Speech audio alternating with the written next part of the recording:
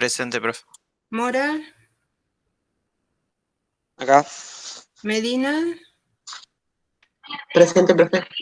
Hernán G. Garrido, profe. Presente. Bello, Presente, profe. Obseica, Buen día, presente. bien. Izquierdo, bien. ¿Falta mencionar alguno? No. Bueno, permítame que me presente, no sé si me conocen, yo soy Malvina Frigerio, doy clase de Ingeniería de Reservorios y de Fundamentos de Reservorios para Geología, Laboratorio 1, bueno, trabajo en el laboratorio de petrofísica y en esta asignatura en particular yo doy las primeras clases que tienen que ver con las propiedades de las rocas, presiones capilares y las clases introductorias a lo que es el reservorio, lo que ustedes ya han visto con Carlos y Sergio. Este año en particular tuve un problema personal de salud de mi familia, así que no pude hacerme cargo de las primeras clases, las dieron ellos, y ahora yo voy a seguir entonces con 2 clases más, que van a ser esta, que es presiones y temperatura de reservorio, y la próxima, el lunes, que va a ser la clasificación de reservorios. Después, por lo que me cuenta Carlos, el miércoles vamos a tener un encuentro presencial en la universidad. Él va a hacer un seminario, vamos a tomar un coloquio en realidad, que va a ser como el cierre de estas clases, y después van a seguir con Sergio. Sergio se ocupa de dar propiedades de fluidos, y luego con Carlos. En PEDCO ustedes tienen todas las clases estas, las que doy yo, en PDF, no sé si las vieron, y algunos apuntes. Como este año hubo así este inconveniente, ellos han seguido todos los temas, tal vez tengan algún apunte más que ellos les han dado, pero bueno, lo básico de las clases, de estas primeras clases, está en PEDCO. Algunos de los temas ustedes ya los habían visto en Petrofísica, pero bueno, como han visto, fueron ampliados, y después se completará con algún práctico de laboratorio que no sé si se va a poder dar este año, y la guía de trabajos prácticos que seguramente ya lo están haciendo y las corrige Sergio. Bueno, ¿tienen alguna pregunta?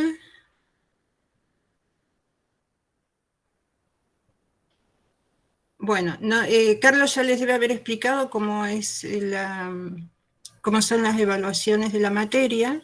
Después de que Sergio dé su parte de fluidos, van a tener el primer parcial. Todavía no sé la fecha, no sé si ellos ya les dijeron que va a involucrar estos temas, y después va a haber otro segundo parcial con los temas de Carlos.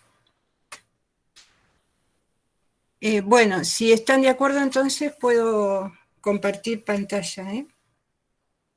Malvina, Sí. con respecto a la clase del miércoles, mencionaste un coloquio. ¿Puede Sí. ser? ¿Eso cómo es? Mira, Carlos me avisó, porque yo hace poquito, yo estuve afuera, en Entre Ríos, que es donde vive mi familiar que estaba enfermo, pero Carlos me mandó un mail diciendo que íbamos a dar, estaba a cargo mío, esta clase viernes, la clase próxima el lunes, y en ese mail me menciona que el miércoles siguiente va a haber un coloquio para cerrar los temas de estas clases que se fueron dando antes de que Sergio empiece con las clases de fluidos. No sé nada más. Bien. Yo pensé que había hablado con ustedes. Le voy a preguntar entonces, a ver a qué se refieren. Yo supongo que debe ser una clase presencial donde se hablen todos los temas. Desconozco si les va a tomar, va a ser no sé, va a ser una clase de evaluación, la verdad no sé. Les pregunto y les digo, o le digo que les mande un mail a todos para explicarles. Bueno, sí, las clases presenciales cada 2 semanas nos había dicho, pero yo por lo menos no había escuchado del co- coloquio. Sí, así me dijo. El viernes primero, lunes, que no me acuerdo bueno, el lunes próximo, y el miércoles un coloquio en la facultad. Hasta ahí sé. Dale, gracias. Bueno. De todas maneras, vayan repasando los que vieron, ¿eh? No solo por el coloquio, sino porque todo lo que vieron les va a servir para después hacer todos los problemas y clases con Carlos. Bien.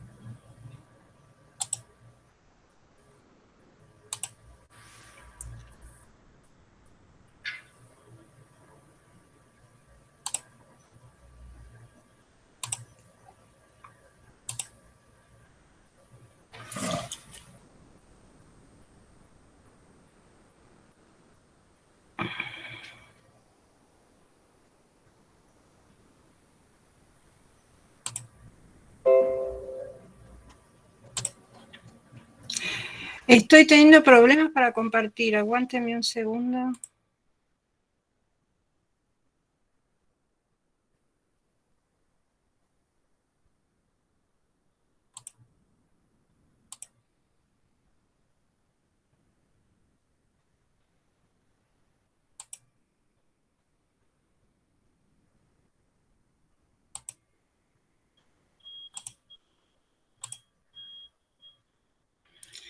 Ahora sí, ¿ven todos?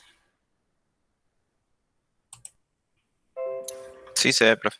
Perfecto.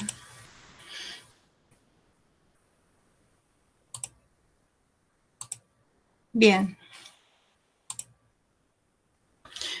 ¿Están viendo bien la presentación? No, profe, se ven las diapositivas. Sí, una diapositiva. La primera que dice clase 5 temas. Sí, pero no se ve como presentación. Se ven como todas las diapositivas. ¿Se ven como todas las diapositivas juntas? Se ve como cuando abrís PowerPoint. No se ve la presentación. Ah, sí, un Power es lo que estoy presentando. Sí. No sé si puso presentación. No se ve una diapositiva sola, como cuando presenta. A ver, ¿qué pasa?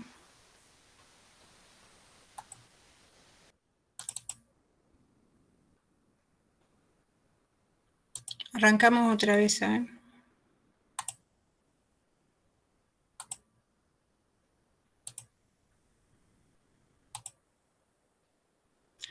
Ahí. ¿Están viendo un PowerPoint? Dice clase 5 temas, la primera diapositiva.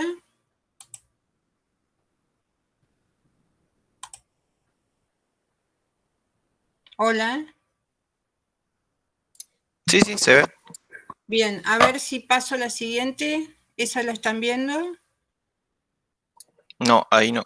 Se quedó en la primera. Temperatura y presiones en el reservorio. No, no, se quedó en la primera diapositiva. Pero, ¿qué pasa?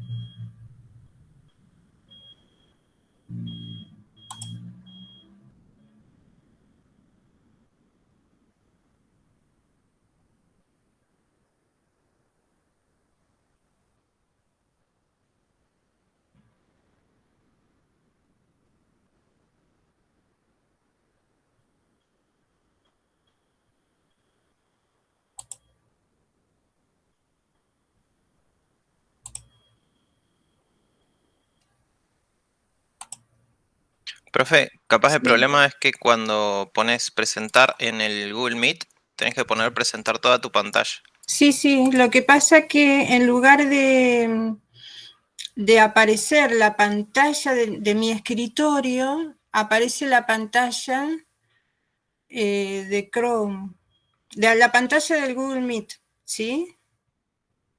¿Está? Sí, sí, sí. Entonces, a ver.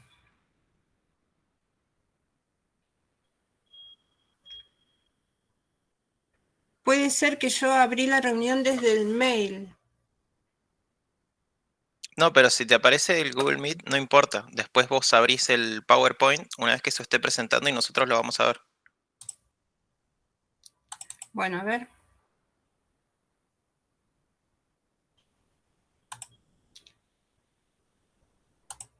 Les juro que esto me salía todo antes.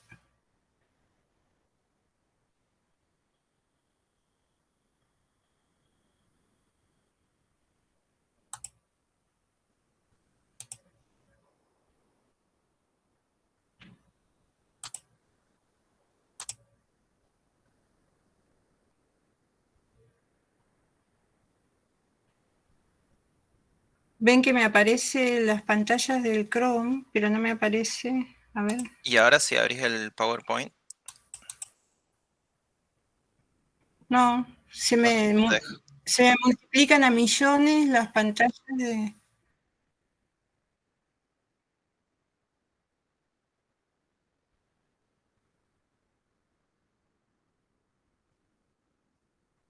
A ver. Vamos a ver. Salir de modo de pantalla completa, sí.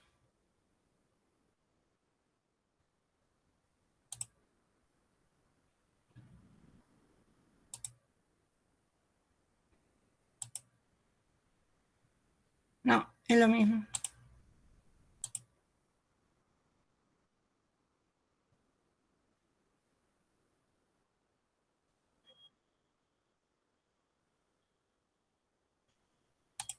Ahí. ¿Ahí lo ven? A ver si paso la otra diapositiva, ¿la ven? Sí, ahí sí, profe. Ahí. Sí, también. Muy bien, gracias chicos. No sé qué me pasó. Debe ser, bueno, no sé. Después lo voy a investigar. La cuestión es que lo pudimos hacer, gracias. Bien, ahora están viendo, ¿no es cierto? Sí, sí. Bien. Acá dice clase 5 porque es digamos, es en orden consecutivo las clases que tienen en PDF en el...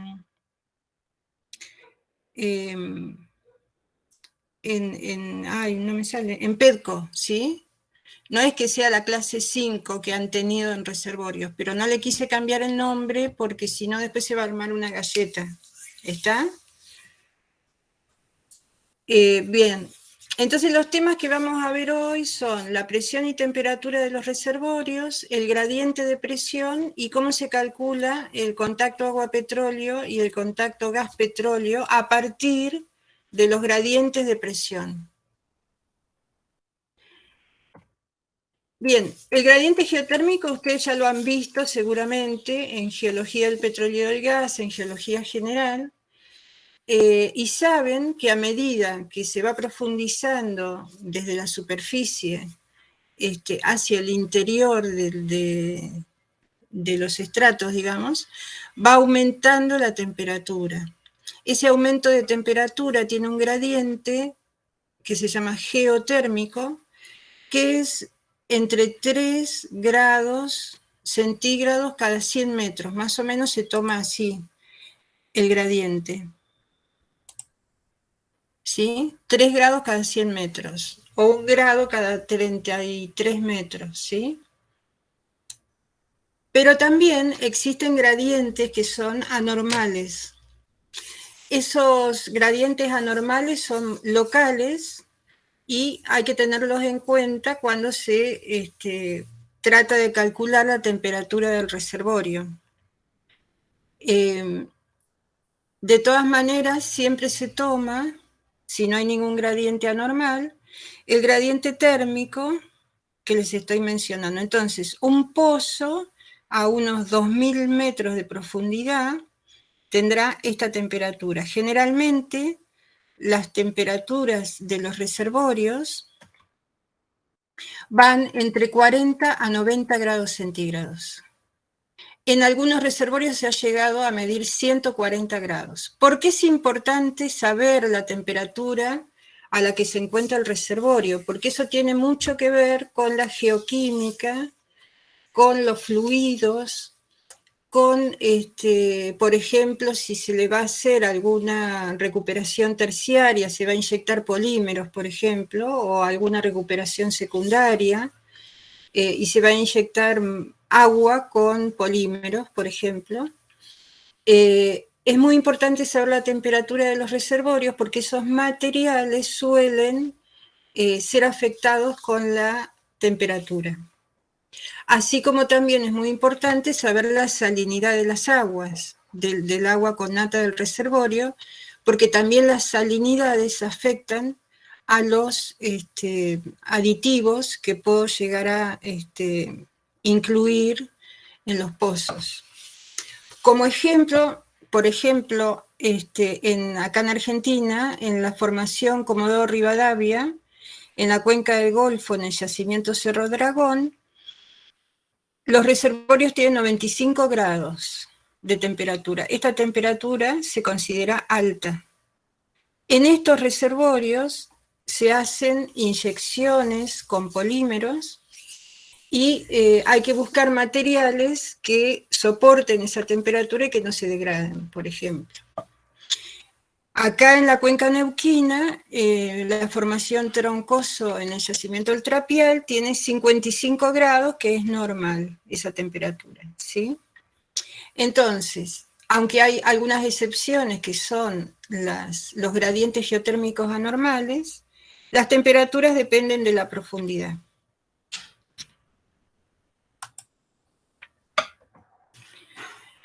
Vamos a repasar qué era un reservorio de hidrocarburos. Ustedes vieron que era una unidad de roca porosa y permeable que contiene una acumulación natural de petróleo o gas que es producible, se encuentra confinado por rocas impermeables y lo que interesa para los temas que vamos a ver es que tiene un sistema común de presión en toda su extensión, es decir, un sistema hidráulico conectado.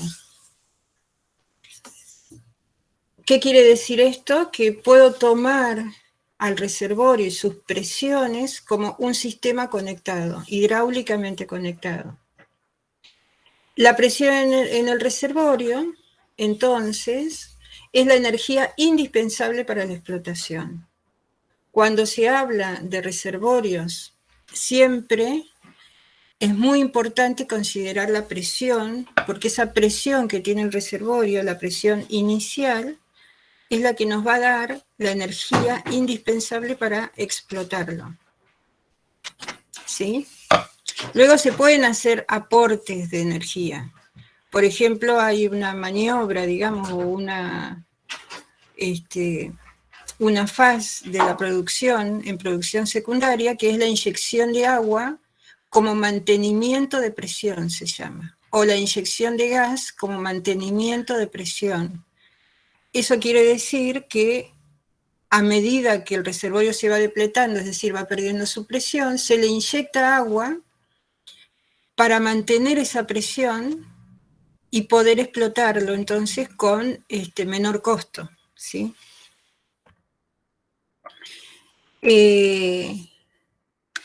Al respecto, entonces tenemos que ver que la llamamos presión de sobrecarga, o en inglés OP, Overburden Pressure, ¿sí? Es la carga total o sobrecarga de presión que tiene el reservorio. ¿Cuál es la carga total o la presión total del reservorio? Es la que es la suma de la presión ejercida por los granos más la presión ejercida por los fluidos, ¿sí? Esta presión de los granos, ustedes lo van a ver como GP o Grain Pressure, es la presión litostática, que también lo deben haber visto en geología general o geología del petróleo y gas. Esa presión litostática es la presión debida al peso de las rocas, ¿sí? Y FP, o Formation Pressure, es la presión de los fluidos. También se llama presión de formación, ¿sí? La presión de los fluidos confinados en los poros, esa es la presión de los fluidos. Un gradiente típico para la presión total o de sobrecarga es de 1 psi por pie. Es decir, si yo tengo, por ejemplo, para el laboratorio una muestra que sé la profundidad y no me dieron el dato de presión, puedo calcularla rápidamente utilizando este gradiente, ¿sí?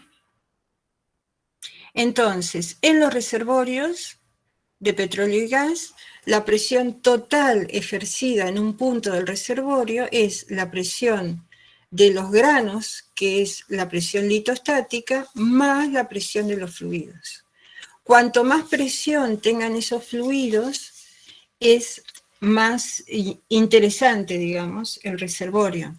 Ahora, muchas veces esa presión lleva a riesgos, porque ahora lo vamos a ver, hay zonas que se consideran que son zonas sobrepresionadas.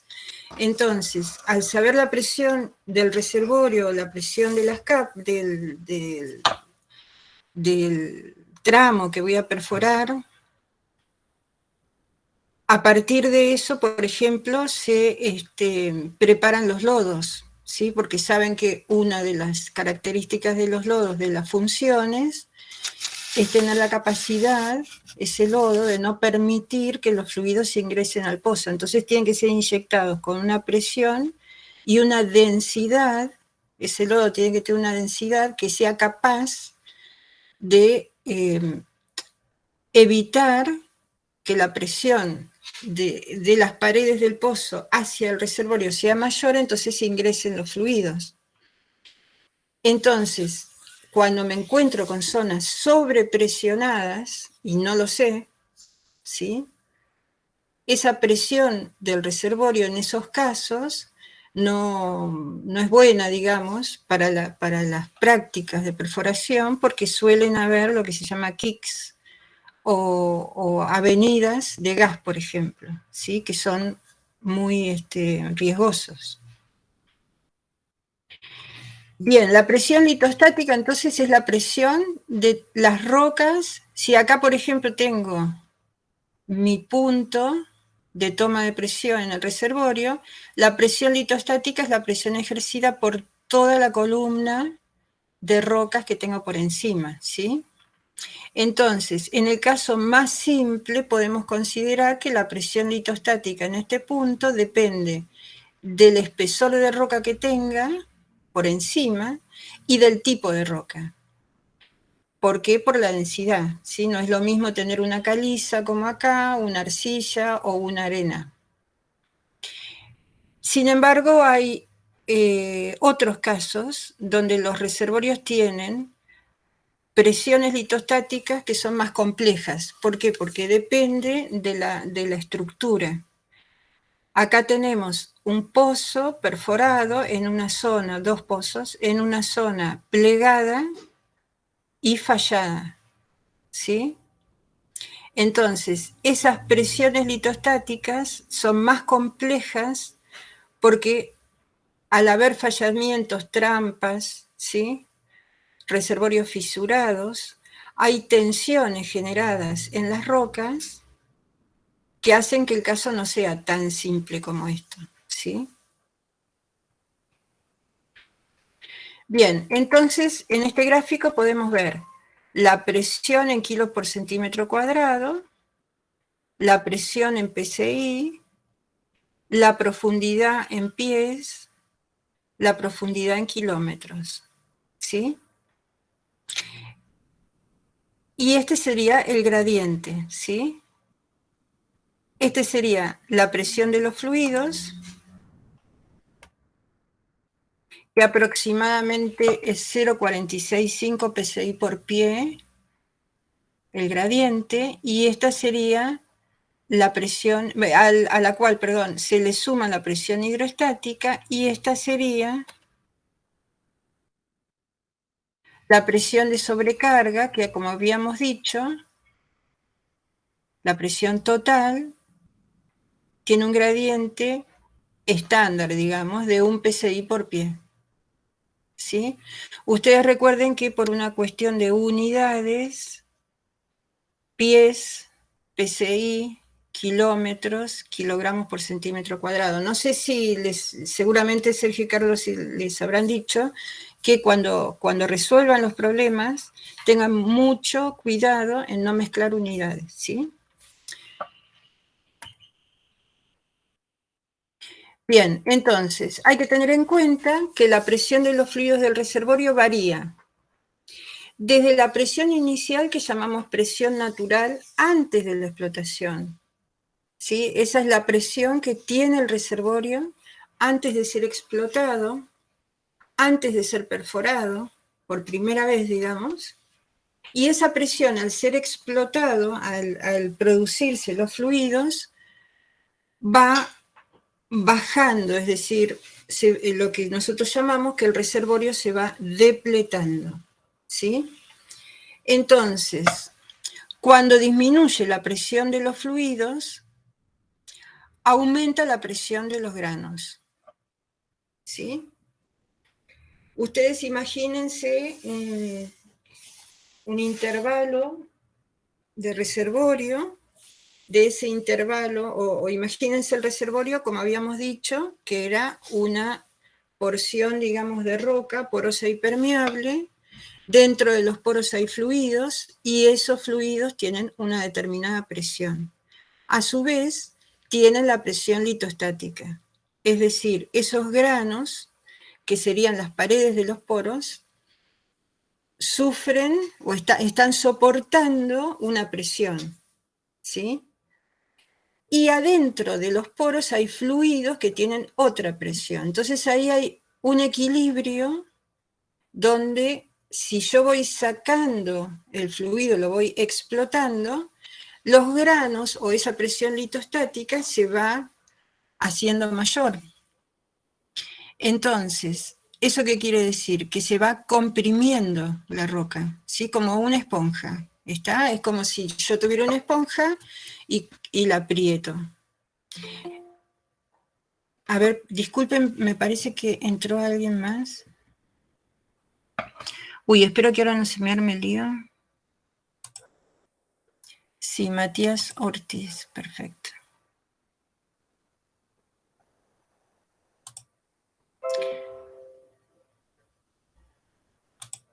¿Siguen viendo la presentación?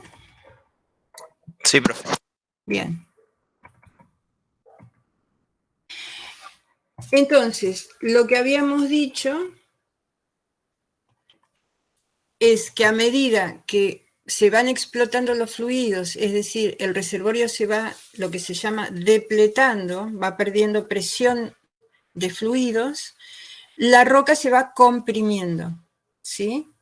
Esa compresibilidad de roca, después lo vamos a ver en la clase que viene, es una característica del reservorio que ayuda a la explotación, ¿sí? Es como, como les dije, como estrujar una esponja, ¿sí? Entonces esa compresibilidad de roca se suele medir. En los reservorios más someros, es decir, en los reservorios que no tienen mucha presión litostática, generalmente esa compresibilidad de roca ayuda a la explotación. Es lo que se llama un tipo de empuje, que lo vamos a ver la clase próxima. Bien, este tema de compresibilidad de roca está en la clase 4. Les vuelvo a repetir que les dejé en la misma denominación en PEDCO. Ahí en la clase 4, que la dio Sergio, que es la que tiene porosidad, permeabilidad relativa, tiene propiedades eléctricas y tiene una última parte que es compresibilidad del volumen poral. ¿Eso lo vieron con él? Hola. Hola, ¿me están escuchando? Sí, sí, se escucha. Bien. La compresibilidad del volumen poral, que pertenece a la clase 4, después de propiedades eléctricas de las rocas, ¿lo vieron con Sergio? ¿No se acuerdan? Bien. Yo se los voy a dar ahora entonces. Lo incluí en esta clase, pero en PEDCO lo van a tener en la clase 4. ¿Sí? Bien, entonces dijimos que la presión total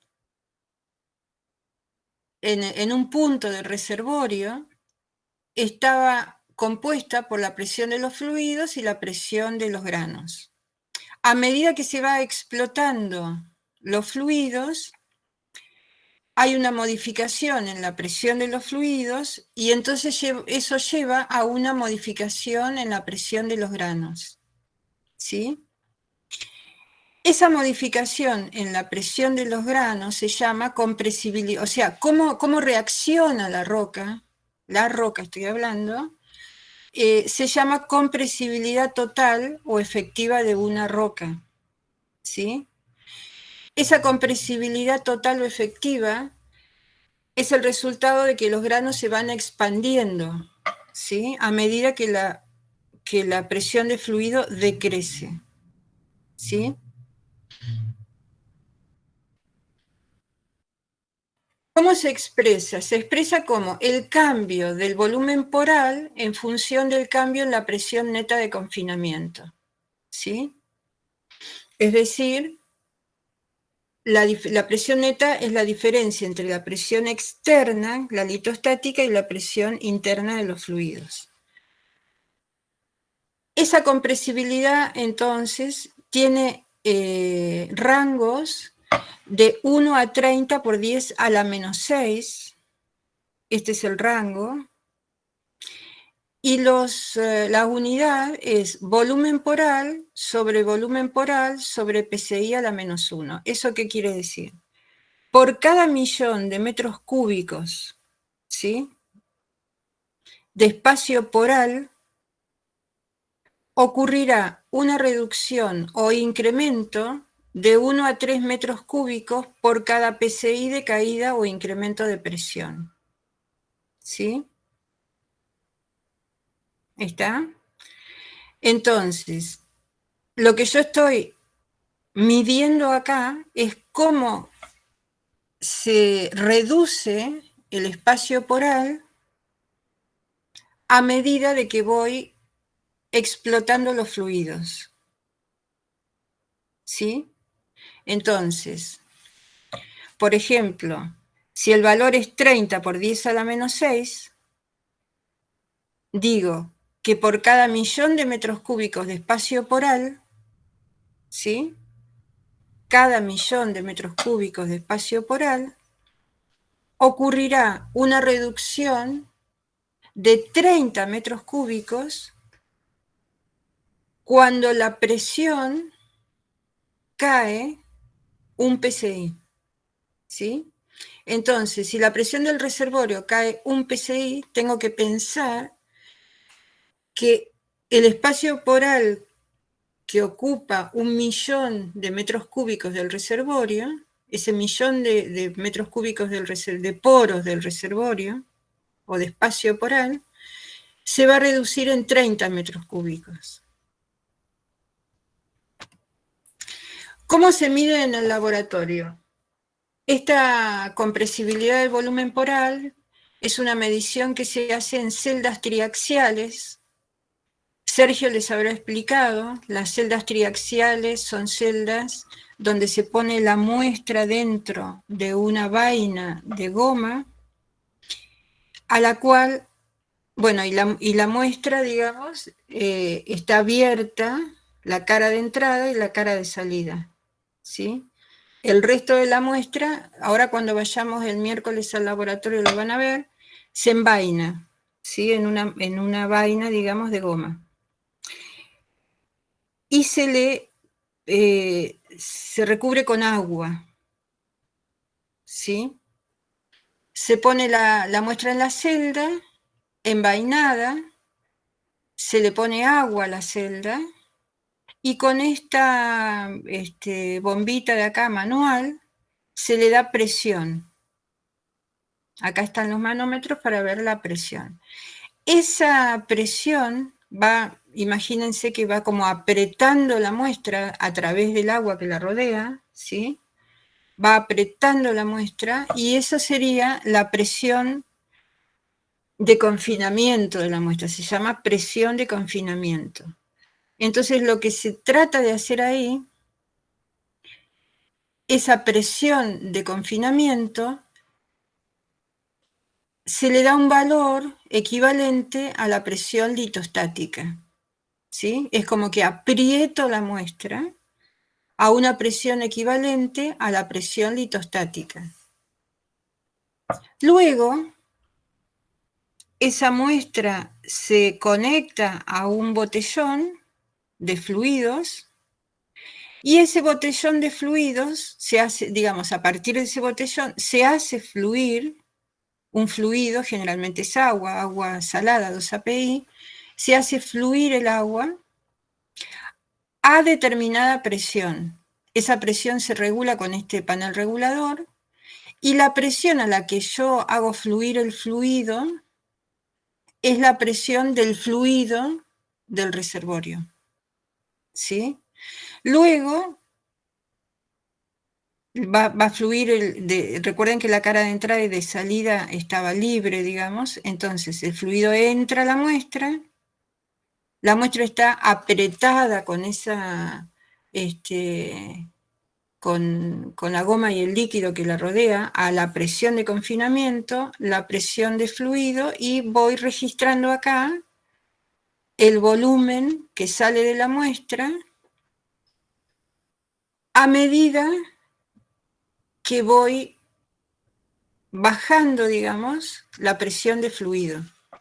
Puedo hacer dos cosas en los ensayos.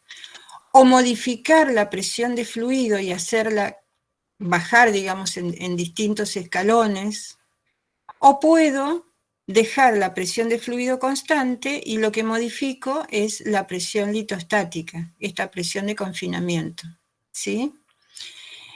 En el caso que modifique la presión de confinamiento, la presión de fluido, no necesito este panel regulador, la presión de fluido va a ser la presión atmosférica, ¿sí? En cada etapa se mide el volumen desplazado. Entonces, con ese ensayo de laboratorio, lo que estoy haciendo es tratar de reproducir qué es lo que pasa en el reservorio a medida que va bajando la presión de los fluidos. ¿Cómo va variando la porosidad de esa muestra? Estas son las planillas, ¿sí?, que se utilizan. Bueno, en las planillas de medición siempre hay que poner la muestra, la compañía, el yacimiento, etc.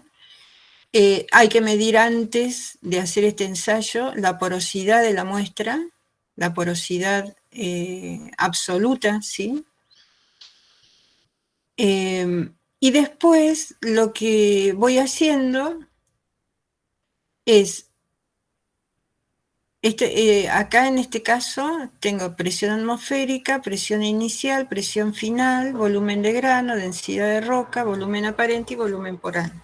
Y acá lo que se va haciendo es variando esta planilla, en esta planilla se está variando la presión de confinamiento, ¿sí? Entonces, los fluidos van a estar a presión atmosférica y la presión de confinamiento la voy aumentando. Es decir, es como si estuviera estrujando o apretando la muestra y voy haciendo la lectura de los centímetros cúbicos desplazados a cada presión, ¿sí?, de confinamiento. El cálculo es el mismo cálculo de porosidad, ¿sí? Utilizo el cálculo de porosidad a cada presión de confinamiento, el volumen poral, el volumen de grano por 100, es el mismo cálculo de porosidad. Y luego se calcula el factor de compresibilidad, ¿sí? Entonces, de estos cálculos, ¿qué es lo que finalmente se obtiene? Se obtiene una tabla donde mido la presión, digamos, establezco la presión de confinamiento del ensayo. Fíjense que va de 50 psi a 8000, como el que vimos hoy, y la porosidad a cada uno de esas presiones de confinamiento. Partí de 15,3 de porosidad y llegué a 12,7 porcentual de porosidad. Paralelamente a esto, generalmente se mide también la permeabilidad, que se llama variación de la permeabilidad absoluta con la presión de confinamiento, ¿sí? Acá en este cuadro tenemos, en la tabla tenemos dos muestras, la 3815 y la 51325, ¿sí? El comportamiento de las dos muestras es parecido, ¿sí? Y este gráfico, finalmente para cada muestra se hace un gráfico donde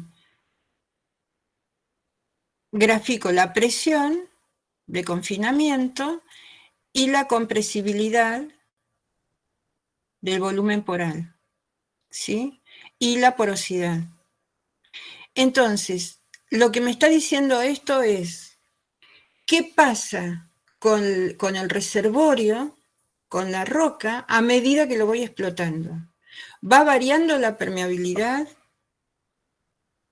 ¿Sí? Porque la roca es muy compresible, ¿o no? ¿Va variando la porosidad porque la roca es muy compresible o no? Esas características no son, digamos, tan definitorias en la mayoría de los reservorios porque son rocas que están bien compactadas, pero en algunos reservorios son de gran utilidad, ¿sí? Saber cuál es la compresibilidad del volumen poral. ¿Qué es lo que va pasando con el volumen poral a medida que se va depletando el reservorio? o que lo voy explotando. Bien, ahora volvemos entonces al tema. Nosotros hemos visto que la presión total del reservorio o presión de sobrecarga dependía de la presión de los granos y la presión de los fluidos. Recién explicamos qué es lo que pasa con la presión de los granos o qué es lo que pasa con la estructura, digamos, del reservorio, la parte de roca del reservorio, a medida que se va explotando. ¿Qué es lo que pasa en los poros? Se comprime esa roca. Esa compresión puede ser medida en laboratorio y la medición se llama compresibilidad del volumen poral. ¿Qué quiere decir? Ver cómo varía la presión y cómo varía la permeabilidad de la roca a medida que va variando la presión de los fluidos del reservorio. ¿Qué es lo que pasa en esos poros? ¿Se van comprimiendo o no? ¿Y en qué medida se van comprimiendo? Ahora vamos a ver qué es lo que pasa con la presión de los fluidos. Esa presión de los fluidos también se llama presión de formación, ¿sí? Generalmente cuando se habla de la presión de un reservorio, ustedes, no sé, están leyendo un paper o están haciendo un trabajo y dicen un reservorio que tiene determinada presión. Cuando se habla de presión de formación, no se está hablando de la presión total, se está hablando de la presión de los fluidos. ¿Qué es lo que interesa al reservorista? Lo que al reservorista le interesa es saber cómo va variando la presión de los fluidos en el reservorio, ¿sí? Entonces, la presión de yacimiento o presión de reservorio o presión de los fluidos tiene varias, digamos, varias etapas. Esa presión de los fluidos va variando a medida que el reservorio se va explotando. Entonces, hay que diferenciar, en principio, cuando hablamos de presión estática del fluido. ¿Qué es la presión estática del fluido? Es la presión que existe cuando no hay alteraciones mecánicas o de flujo, es decir, la presión inicial, ¿sí? La presión inicial o estática del reservorio, la presión, vuelvo a repetir, estática inicial del reservorio, es cuando todavía no hay flujo, no hay producción, no hay alteraciones de flujo. Está en equilibrio, ¿sí? También hay una presión estática cuando se cierra un pozo, es decir, cuando hay una historia de producción en un pozo, pero se cierra ese pozo por un periodo largo, digamos, que permite que se restablezca la presión de ese reservorio. También esa es una presión estática del fluido, no es una presión fluyente, ¿sí? Y también la presión estática del fluido puede considerarse, o se considera la presión estática del fluido cuando se cierra un pozo, no por condiciones operativas, sino que se cierra en las etapas de ensayos de los pozos, que luego lo vamos a ver. Cuando vuelve a tener la presión original porque cerramos el pozo, esa también se llama presión estática del fluido, ¿sí? Sabemos que la presión del reservorio aumenta en profundidad y ya les había dicho que en muchos casos se puede obtener la presión del reservorio, aunque no tenga una medición, multiplicándolo por un gradiente de 0,43 libras por pulgadas cuadrada por pie, ¿sí? Que sería el gradiente hidrostático. Esa es una forma general de saber cuál es la presión de fluidos del reservorio cuando no lo tenemos, no tenemos las medidas. Bueno, hasta acá, ¿cómo vienen? ¿Alguien que me pueda contestar? Bien, profe. ¿Bien? Bueno. Si nosotros tenemos la posibilidad, es decir, se miden, vamos a hablar así. Yo hablo siempre desde el laboratorio donde no tenemos la posibilidad muchas veces de tener todos los datos, pero los reservoristas o las compañías tienen todos los datos. De hecho, es muy importante hacer lo que se llaman campañas de medición de presión en los reservorios, ¿sí? Bueno, ya sí, más específicamente los yacimientos. Se hacen campañas donde se va midiendo la presión de formación o la presión de los fluidos en el reservorio, en todo el yacimiento. Esas campañas son al inicio, digamos, cuando se empiezan a perforar los pozos, o en distintas etapas de la producción. ¿Cómo se mide la presión de formación? Recuerden que estoy midiendo presión de formación. Presión de formación es presión de los fluidos, ¿sí? Se realizan dos tipos de ensayo, los más comunes, son unos que se llaman RFT o Repeat Formation Testing, ¿sí? Este RFT se puede realizar en pozo abierto o en pozo entubado ya, a través de perforaciones en el revestimiento de los pozos.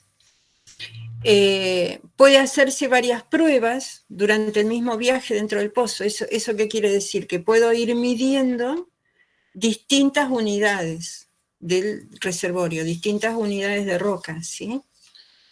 O distintos niveles del reservorio. Este RFT, además de medir las presiones, se toman muestras de fluidos, ¿sí? Mide la presión hidrostática y la presión de flujo a profundidades específicas, cuando el pozo está fluyendo. Estas son las campañas que le digo de medición de presión, porque se repiten ensayos en varios pozos y se obtiene una distribución areal de presiones del reservorio. Hay otro ensayo más sofisticado que se llama DST, que es Drill Stem Test. Este se hace a pozo abierto y se utiliza una herramienta especial que está montada en las barras de perforación, y ese DST se realiza típicamente en 4 periodos, que se llama preflujo, cierre inicial, flujo principal y cierre final. Es decir, acá lo que yo mido es con una herramienta cuál es la presión de los fluidos y saco una muestra, ¿sí? Lo puedo hacer a pozo abierto o a pozo entubado. Acá, con este ensayo, lo que hago es medir la presión, pero es como que manejo el pozo. Es decir, lo cierro, ¿sí? Dejo que recupere la presión, lo vuelvo a abrir, entonces voy obteniendo distintas mediciones, distintos valores de presión a distintos tiempos y caudales de flujo de los pozos. Acá tenemos este ensayo DST, que le digo que es un poco más sofisticado. Estos ensayos después los van a ver con detalle con Carlos, ¿sí? Avanzada la materia. Estos ensayos de presión también se llaman ensayos de presión, ensayos de pozos. Hay una materia, no sé si sigue existiendo aún, optativa, que se llama ensayo de pozos. Sí, Daniel Follmer la da. Daniel Follmer, sí existe la materia. Es muy interesante esta materia y completa este tema. Así que a los que quieran dedicarse a reservorios, bueno, sí, a reservorios o producción, esa materia es muy interesante para hacerla, ¿sí? Acá yo se los voy a presentar en forma bastante sencilla, pero esto tiene todo un software que se utiliza, o varios software que se utiliza, y tiene toda una técnica, una mecánica de obtención de datos y después de interpretación de los datos, ¿sí? A través de Abacus o software. Otra materia que toma este tema es la que da Juan Moreira, les estoy hablando de materias optativas, ¿no? Que creo que es algo como de evaluación de producción, que es otra materia muy interesante y que estaría bueno que la cursen porque les hable un panorama sobre la interpretación y la evaluación de todos estos ensayos, más la producción, digamos, ligado con la producción. Tanto Daniel Follmer como Juan Moreira son dos ingenieros que tienen muchísima experiencia en reservorios y particularmente Moreira en ensayo de pozos. Él es un consultor independiente que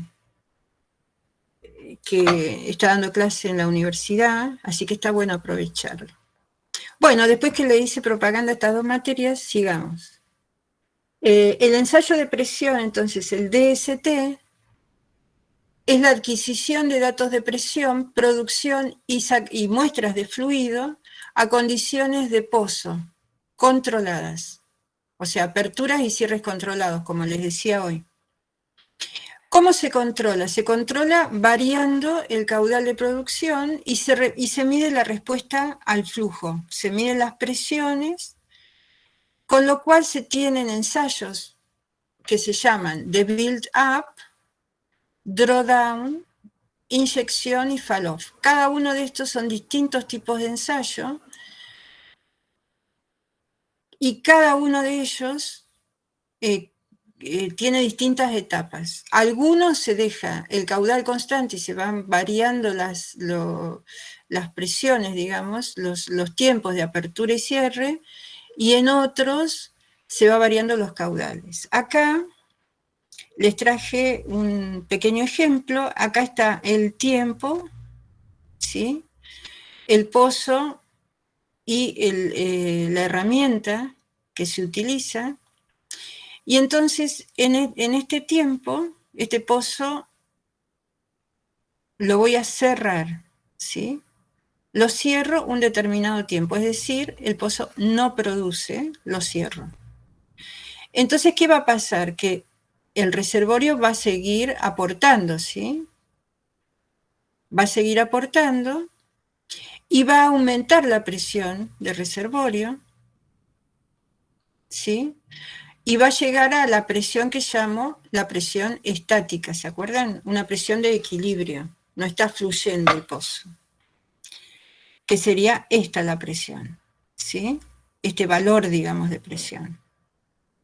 Luego abro el pozo, lo mido obviamente, abro el pozo y durante un determinado tiempo lo hago fluir con este caudal, ¿sí? Esta tasa de caudal se elige, incluso se varía las distintas tasas, se hacen más de uno de estos ensayos, ¿sí? A distintos caudales.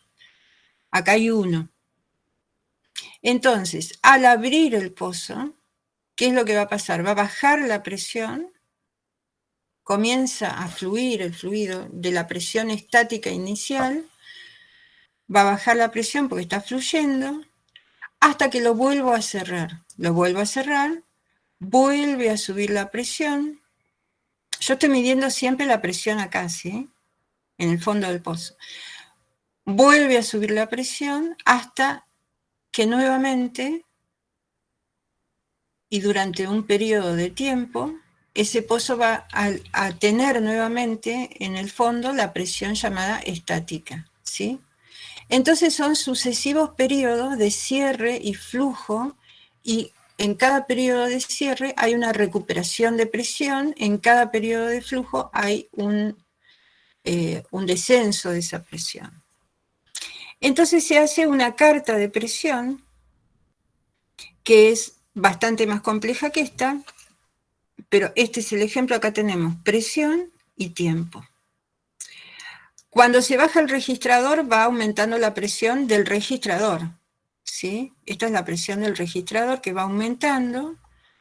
De tenerlo a presión atmosférica lo voy bajando, entonces va aumentando la presión que va registrando. Y este periodo de tiempo sería este, donde la presión en el fondo del pozo, como el pozo está cerrado, es la presión estática. Luego se abre la válvula, baja la presión, que sería esto, ¿sí? Empieza a producir, entonces empieza a bajar la presión hasta un determinado valor, dependiendo del caudal de producción. Luego se cierra la válvula, se estabiliza, digamos, esta presión. Esto es un aumento de presión porque se estabiliza allí en el caudal, de acuerdo al caudal fluyente. Luego vuelvo a cerrar la válvula, se recupera la presión, ¿sí? Hasta obtener un periodo de presión constante, que sería la presión estática, ¿sí? Nuevamente, recuerden, el pozo está cerrado. Luego se libra el packer, es decir, se libera el pozo, se saca el registrador y obviamente el registrador va registrando presiones cada vez menores. Entonces, lo que yo estoy haciendo acá es estudiando, viendo cómo se comporta el pozo a medida que varío los caudales. En este caso, el ejemplo es un solo caudal, pero normalmente se produce a varios caudales. Entonces, manejo el pozo, lo controlo a distintos caudales y voy viendo cómo va reaccionando la presión del reservorio. Estos ensayos son muy importantes, tienen múltiples propósitos. Primero, estima los parámetros del yacimiento. ¿Por qué? Porque puedo obtener un valor promedio de permeabilidad en el área de drenaje. Este valor de permeabilidad promedio del área de drenaje del reservorio es un valor muy importante porque estoy midiendo la permeabilidad in situ y estoy midiendo la permeabilidad con el pozo fluyendo. No es una muestra chiquita, un plug, nada. Estoy midiendo la permeabilidad de todo el área de drenaje. También me puede indicar, por ejemplo, doble porosidad, es decir, si hay fracturas. Puedo calcular entonces a la presión promedio del área de drenaje, ¿sí? Del reservorio.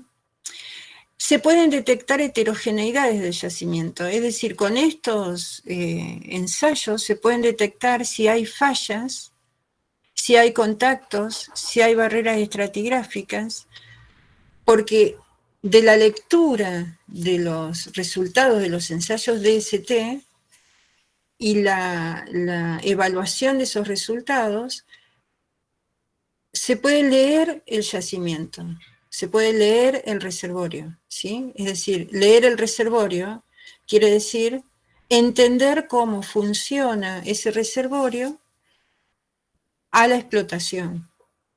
Por eso que son tan importantes esos ensayos y por eso es que yo les recomiendo al que va o tiene idea de trabajar en reservorios, tratar de hacer estas dos materias optativas.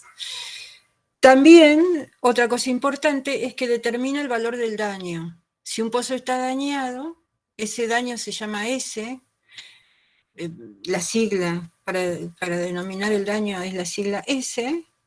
S viene de skin, ¿sí? De piel, y ese daño puede ser producido por una penetración parcial, por una turbulencia, por malas maniobras de terminación, ¿sí? Es decir, ese daño, ¿qué quiere decir? Que los alrededores o el área de drenaje del pozo está dañada, es decir, tiene un problema que hace que no produzca lo que tiene que producir.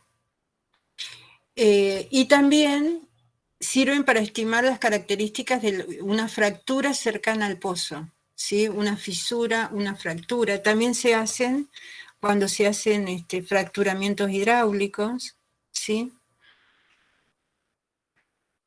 Entonces, estos ensayos de ST o ensayos de presión, ¿cuándo se realizan? Se realizan en todas las fases, en la fase exploratoria, en la fase de pozos de avanzada, en los reservorios, o cuando estamos en desarrollo y explotación, cuando ya se está explotando el reservorio.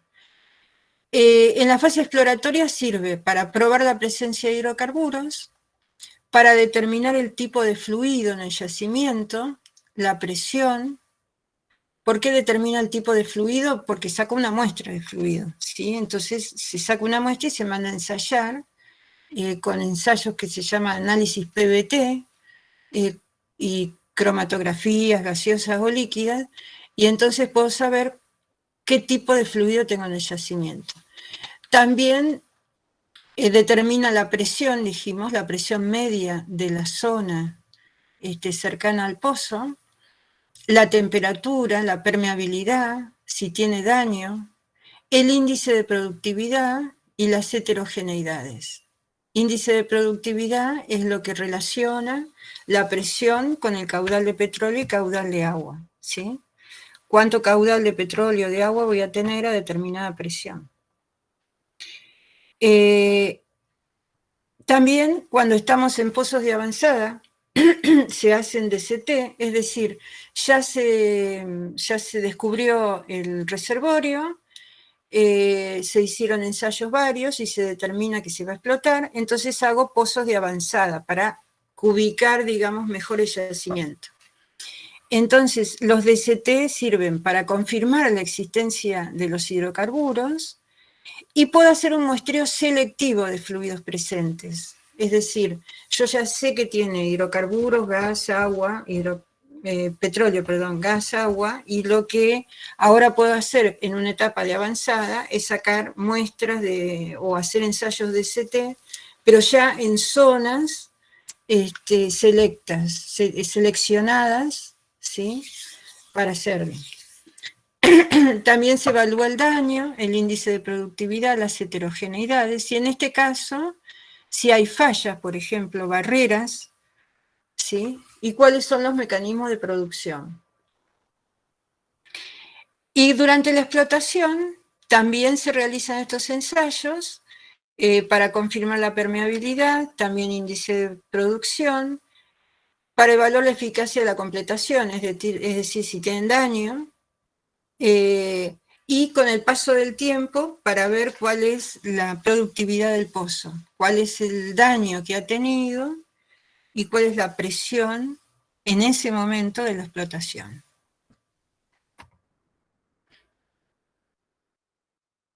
Bien. Hola, ¿están todos ahí? Sí, profe. Sí, profe. Bien. ¿Quieren que hagamos un descansito de 10 minutos? ¿O seguimos? Como quieran, yo no tengo drama. Bueno, faltará... ¿Cómo? Faltará unas 40 minutos de clase, más o menos. Sigamos entonces, ¿no? Bien. Sí, sí. No.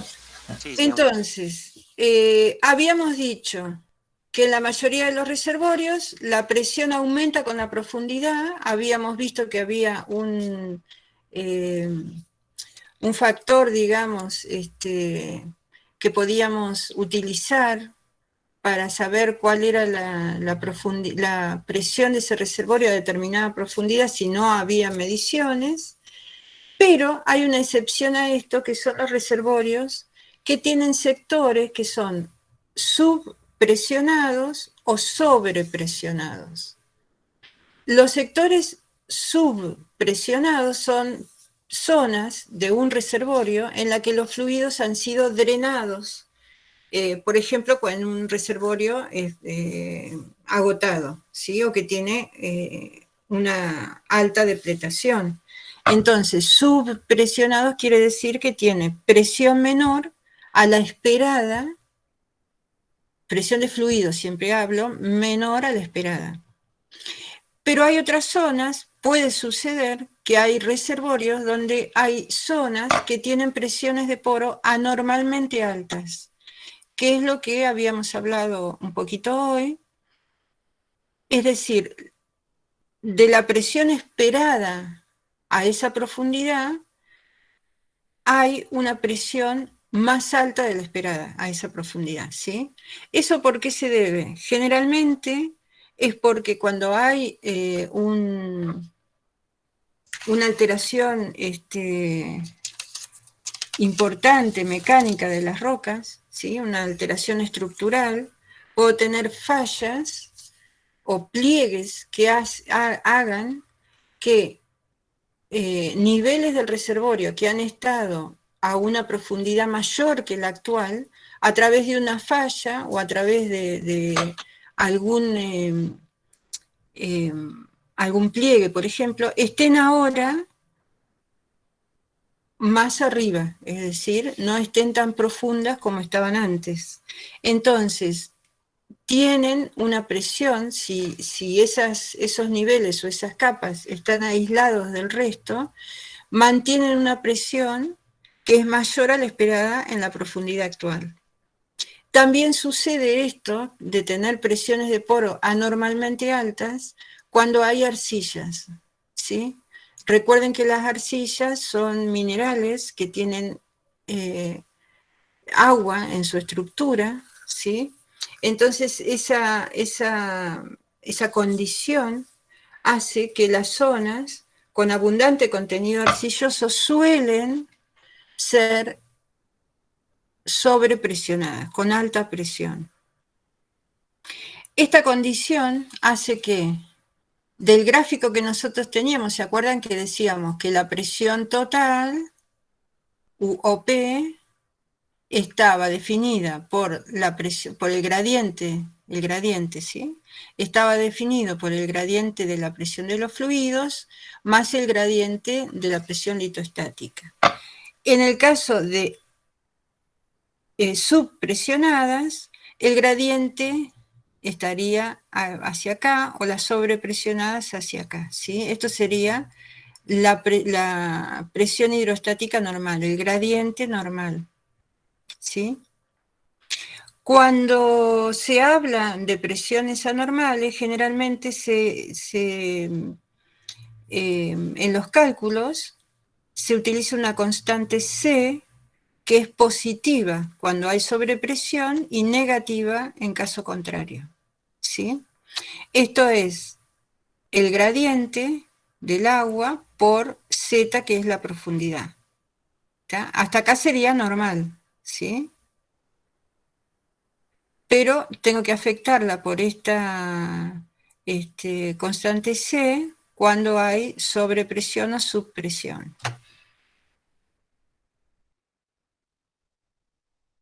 Esto es muy importante, le vuelvo a repetir, tenerlo en cuenta cuando hay zonas sobrepresionadas, porque tiene que variar el desconocimiento de zonas sobrepresionadas suele generar inquietud, al menos en los pozos, o algún accidente en el caso más grave, ¿sí? Porque el lodo no alcanza a contener la presión de los poros. En el caso de que se conozcan que existen estas zonas sobrepresionadas, lleva a una modificación, entonces, por ejemplo, de los lodos, ¿sí? Hacerlos más densos, ponerle más aditivos. Y para los reservorios, muchas veces es importante tener zonas sobrepresionadas o que el reservorio tenga presión alta en determinadas zonas, porque ayuda a la producción, pero hay que manejarlo, ¿sí? Si se sabe, mejor. En los yacimientos shale, generalmente, como son muy arcillosos o tienen materiales muy finos, tienen alto contenido de arcillas, algunos tramos, entonces generalmente hay zonas que tienen altas presiones. Y en ese caso, que el reservorio shale tenga alta presión es bueno, porque ayuda a la producción, ¿sí? Sobre todo en esos reservorios que tienen esas permeabilidades bajísimas, el tener altas presiones ayudan, digamos, a tener buenas producciones. Entonces, repasemos entonces los conceptos de presión.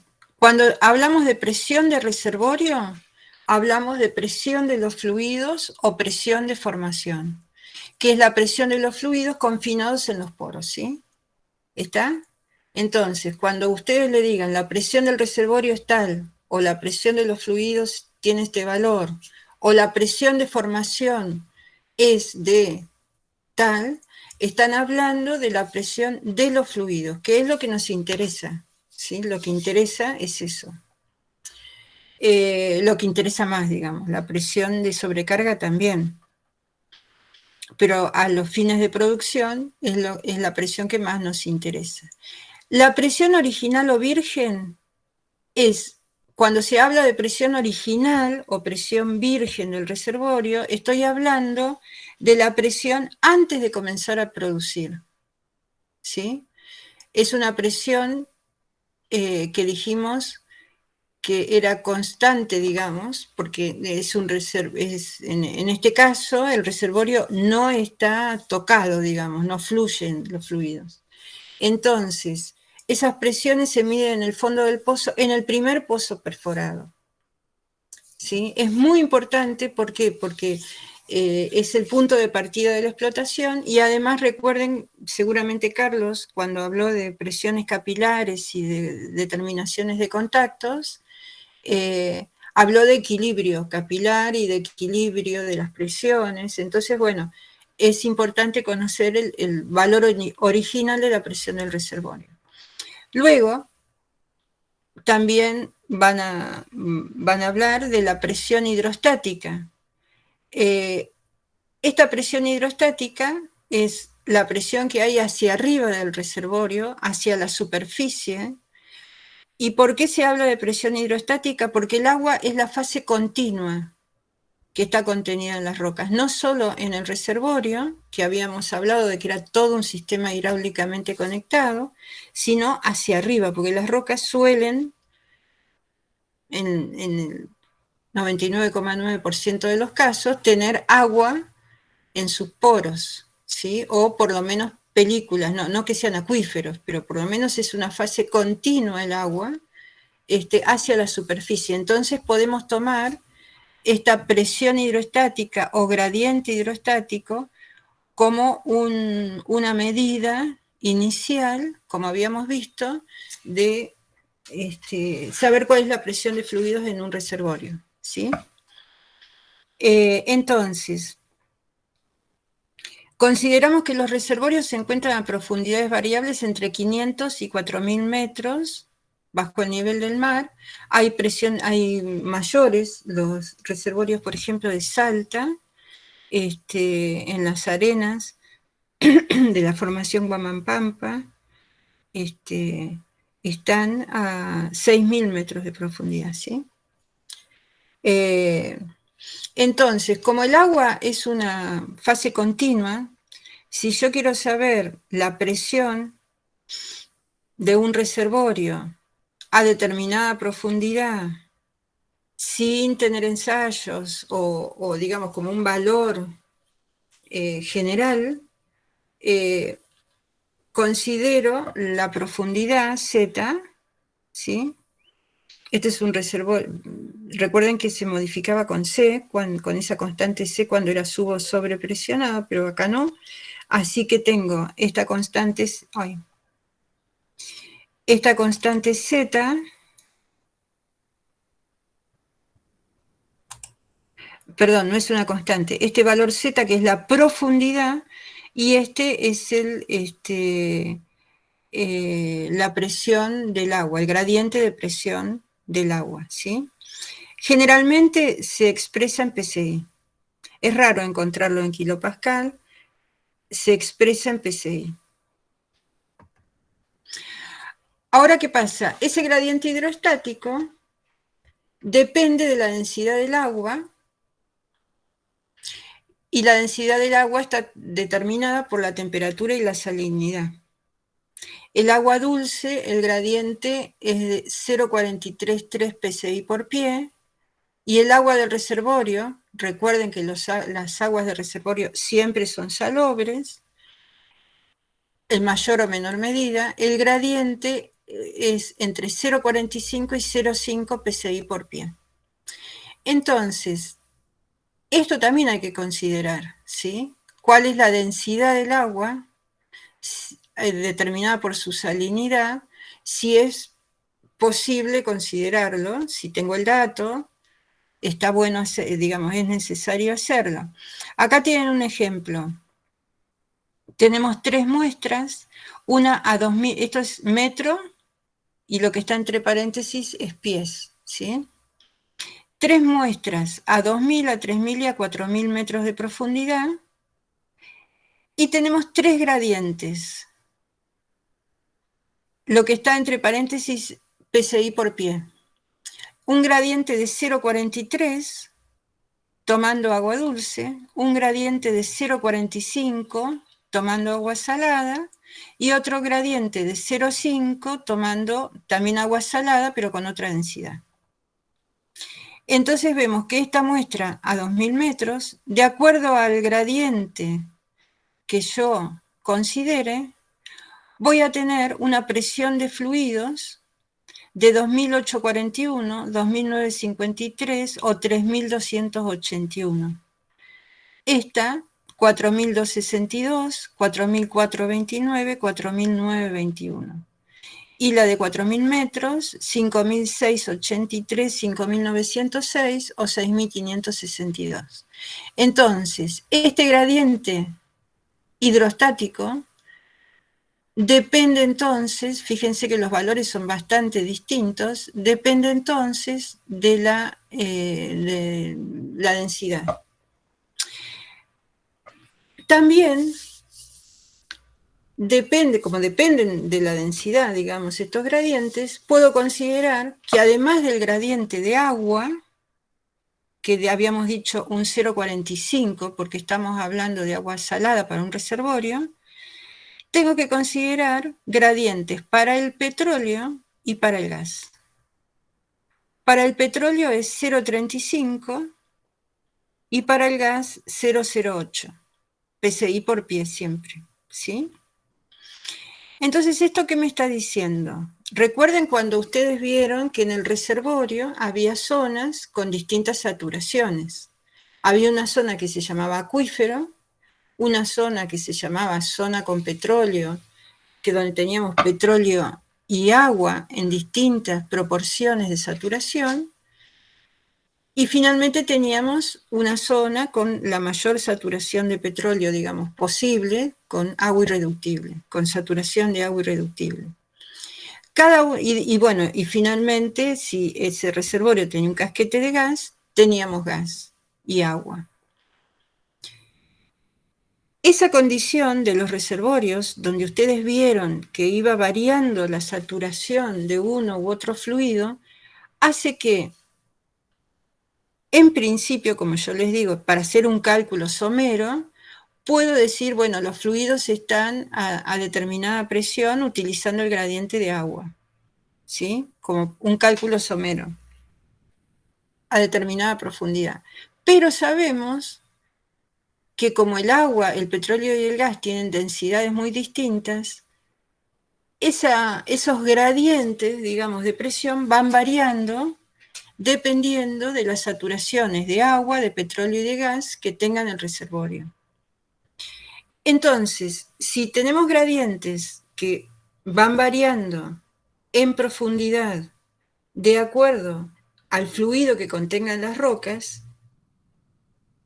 dicho a la saturación de fluidos que tengan las rocas, entonces podemos determinar el contacto agua-petróleo o el contacto gas-petróleo a distinta profundidad, considerando las presiones hidrostáticas y los gradientes de presión de cada uno de los fluidos, ¿sí?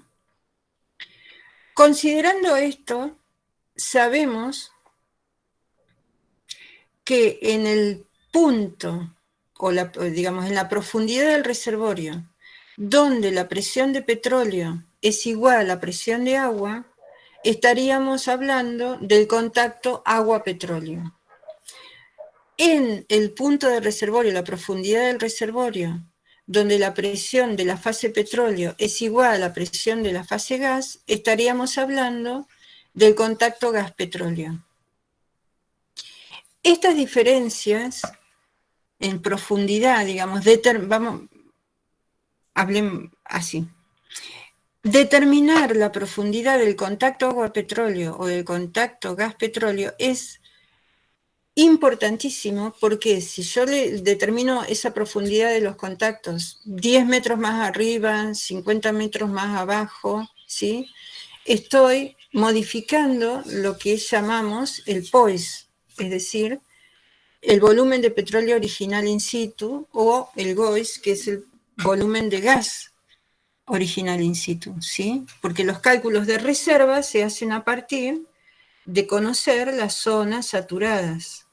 ¿Dónde está el acuífero? ¿Dónde está el contacto agua-petróleo? ¿Dónde está el contacto gas-petróleo, gas-agua? ¿Sí? Entonces es muy importante determinar estos contactos. ¿Cómo se determinan? Fíjense, acá tenemos, a partir de los gradientes, ¿sí? Acá tenemos un pozo, ¿sí? En este esquema, esto sería el pozo. Cada una de estas flechas o de estos puntos son ensayos que se han realizado de presión, ¿sí? Recuerden que esos ensayos de presión nos daban el tipo de fluido, podemos sacar distintos parámetros, y nos daba la presión de los fluidos en los puntos del ensayo. Estos ensayos de presión me estoy refiriendo a los primeros, ¿sí? No los ensayos de pozo, esos que eran bastante más complejos, donde manejaba los caudales, sino estos son los ensayos primeros, los más sencillos, donde saco una muestra de fluido y mido la presión, ¿sí? Entonces, al medir las presiones y hacer los cálculos de presión-profundidad, me va a dar un determinado gradiente en esta zona, otro gradiente en esta zona y otro gradiente en esta zona, ¿sí? Entonces, al variar los gradientes, esta es la presión, profundidad. Esta variación de los gradientes de presión está directamente relacionada con la densidad de los fluidos. Entonces, de esta manera puedo, midiendo, digamos, la presión en distintas partes del reservorio, puedo determinar cuál es el contacto agua-petróleo o el contacto gas-petróleo, ¿sí?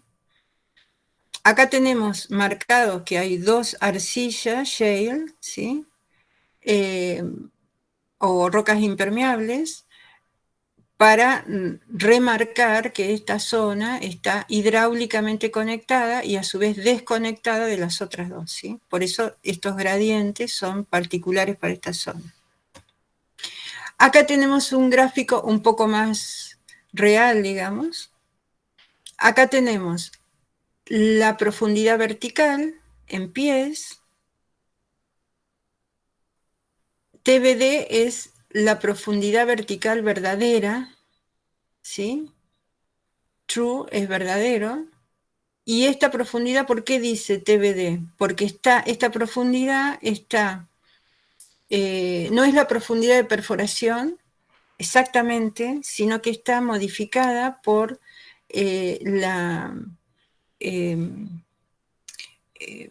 ¿cómo se dice? Se me fue la cabeza.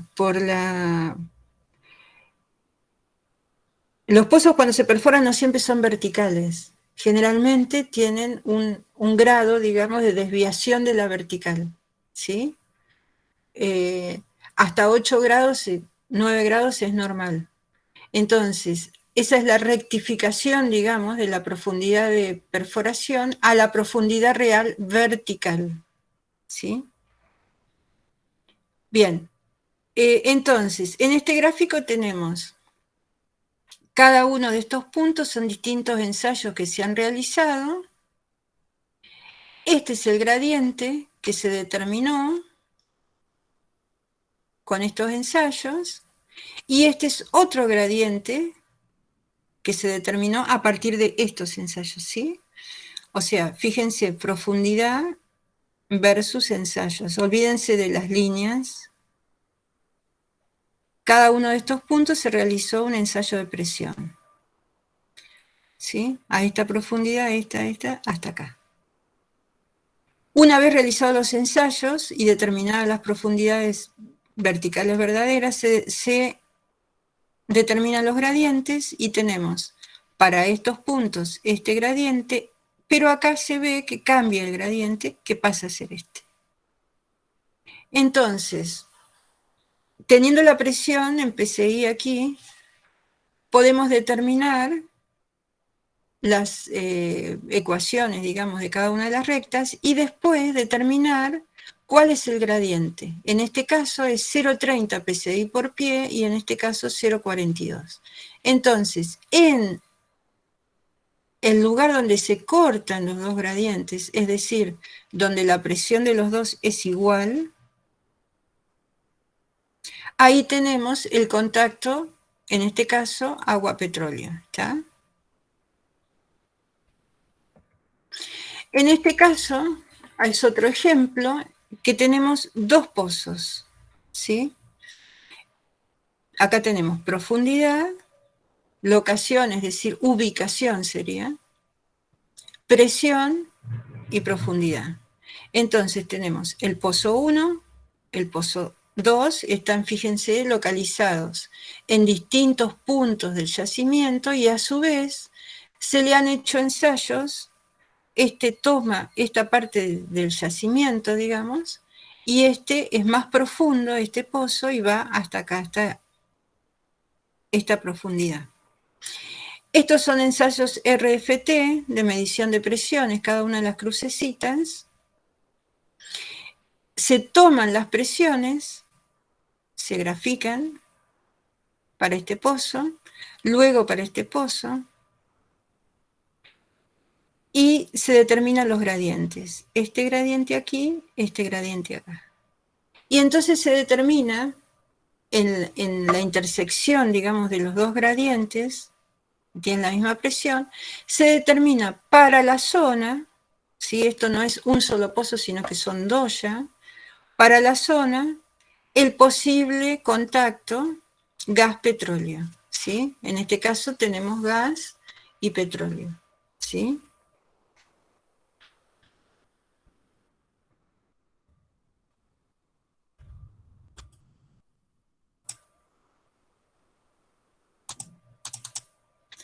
¿Qué pasa?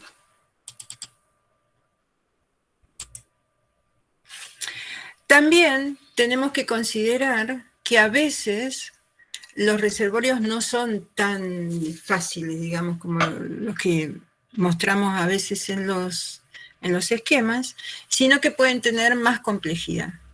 Por ejemplo, hay reservorios con múltiples contactos de fluidos. En este caso tenemos un reservorio que está estratificado, que tiene distintas permeabilidades, cada uno de los estratos. Acá seguramente debe haber arcillas, ¿sí? Y acá tenemos distintos contactos agua-petróleo o gas-petróleo, ¿sí?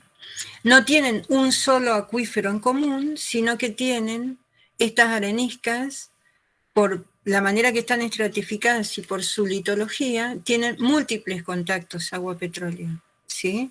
Entonces, en este tipo de pozos hay que hacer, hay que tener cuidado, digamos, con los gradientes y hay que saber tener un muy buen modelo geológico o estratigráfico para determinar los contactos, que en este caso van a ser múltiples. Es decir, van a cambiar los gradientes de presión. Esto es un solo pozo y fíjense que tiene por lo menos dos contactos, ¿sí? Bien.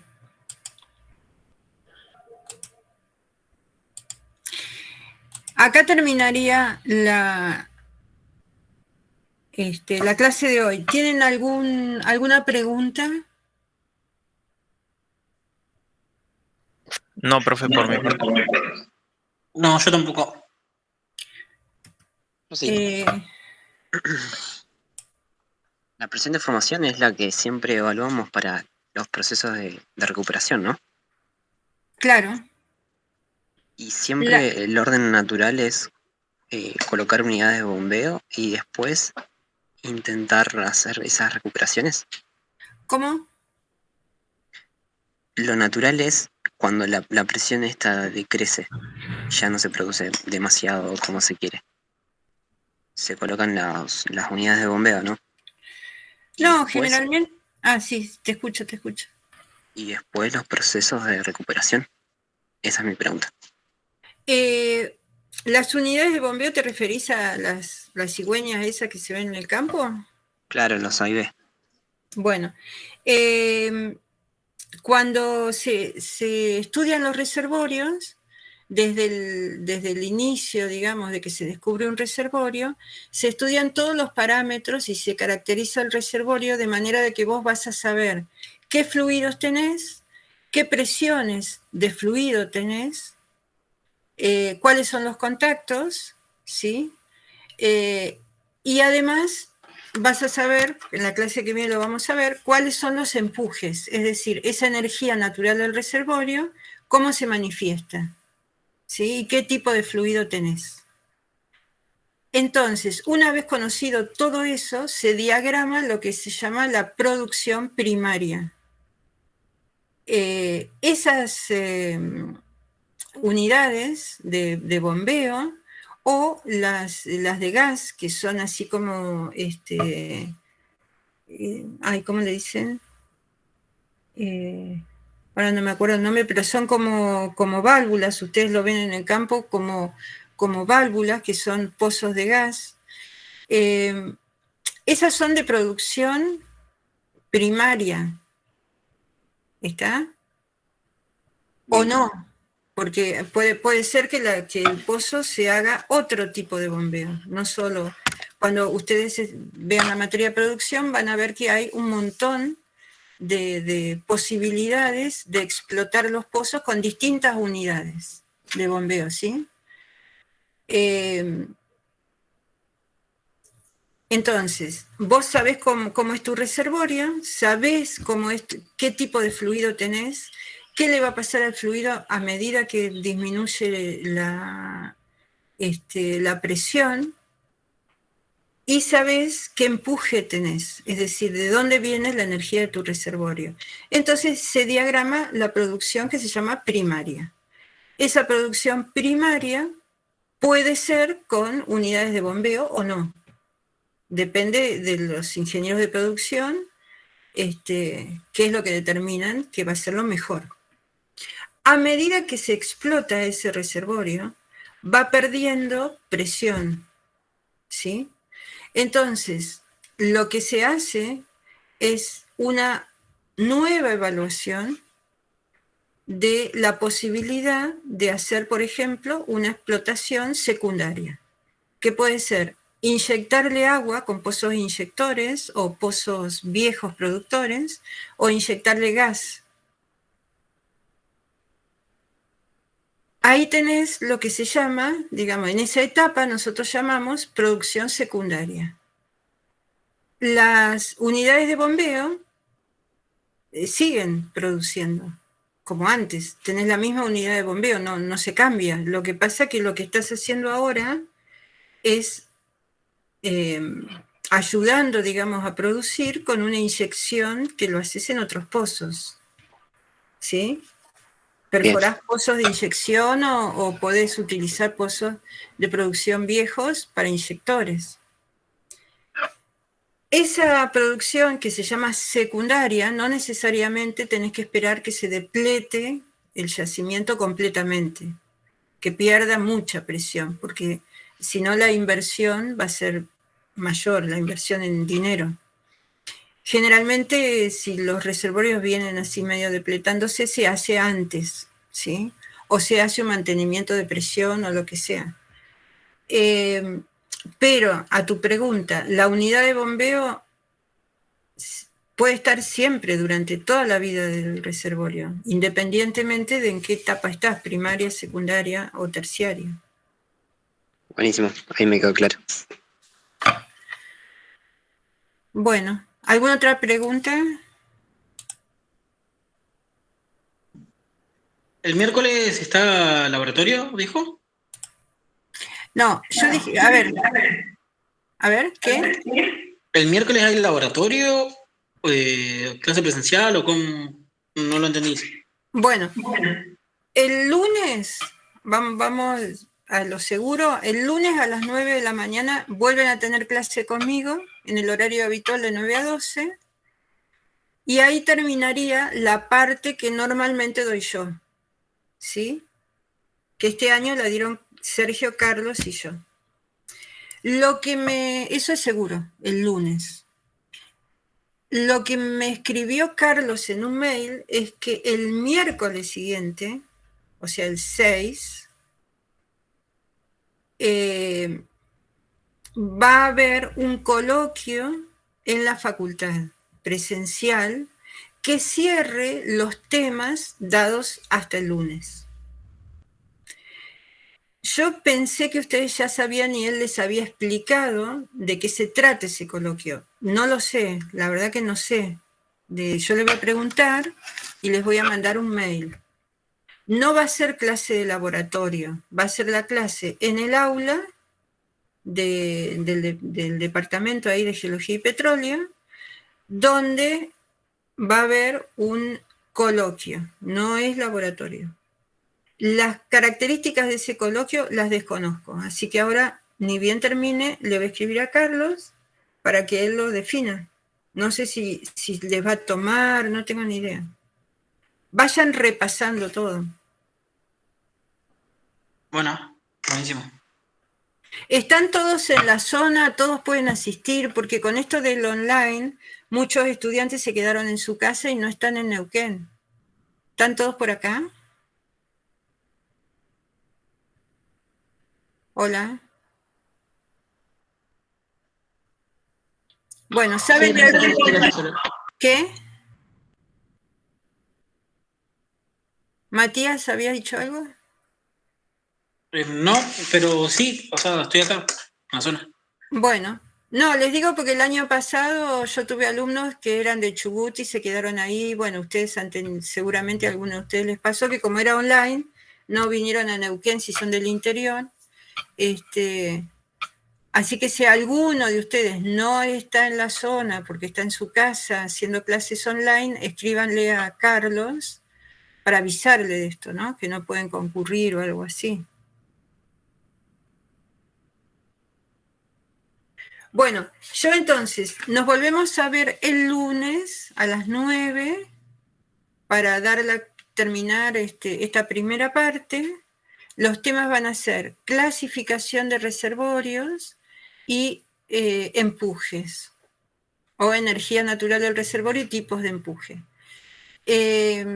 Cuando yo tenga noticias de las características que va a tener la clase del miércoles en la facultad, les escribo o le pido a Carlos que les escriba para definir bien qué es lo que va a hacer. Buenísimo, profe. Bueno, hasta luego. Chao, hasta luego. Chao, profe, hasta luego. Chau, hasta luego. Chao, profe.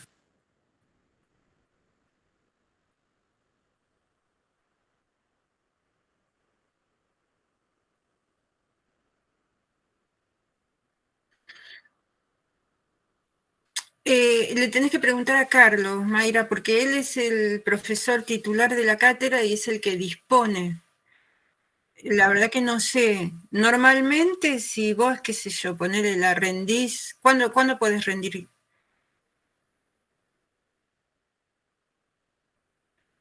Yo dudo que Carlos te mantenga la promoción, qué sé yo, un año, pero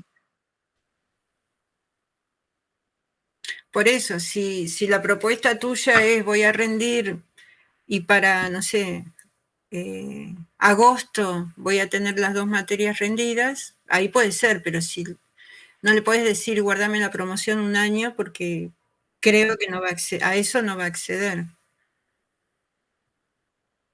Pero lo tenés que hablar con él, lo tenés que hablar con él. Bueno. Chao, hasta luego.